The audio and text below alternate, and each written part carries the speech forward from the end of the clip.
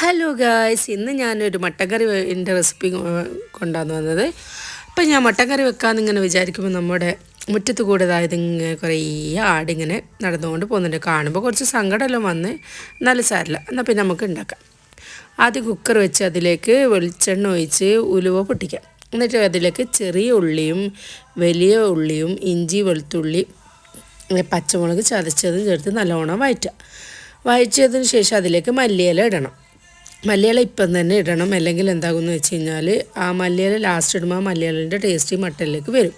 അപ്പം നമ്മളെന്താക്കുക, അത് കഴിഞ്ഞിട്ട് എന്താക്കുക, അതിലേക്ക് പെരുംജീരകപ്പൊടിയും മുളകും പൊടിയും മല്ലിപ്പൊടിയും പിന്നെ ഗരം മസാലപ്പൊടിയും ഇട്ടിട്ട് നല്ലോണം എല്ലാം കുറച്ച് ഇടാവും കേട്ടോ.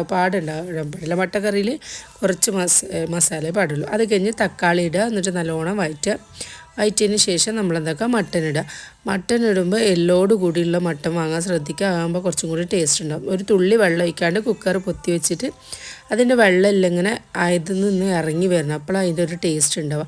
അത് കഴിഞ്ഞിട്ട് നമ്മളതൊക്കെ നല്ലോണം ആക്കി കഴിഞ്ഞിട്ട് നമ്മളെന്തൊക്കെ കുറച്ച് വെള്ളം, ചൂടുവെള്ളം അതിലേക്ക് നമുക്ക് ആവശ്യത്തിനുള്ള ഗ്രേവി അതിലേക്ക് ഒഴിച്ചിട്ട് എന്താക്കുക, നല്ലോണം വീണ്ടും അതെന്തൊക്കെ വേവിച്ചെടുക്കുക.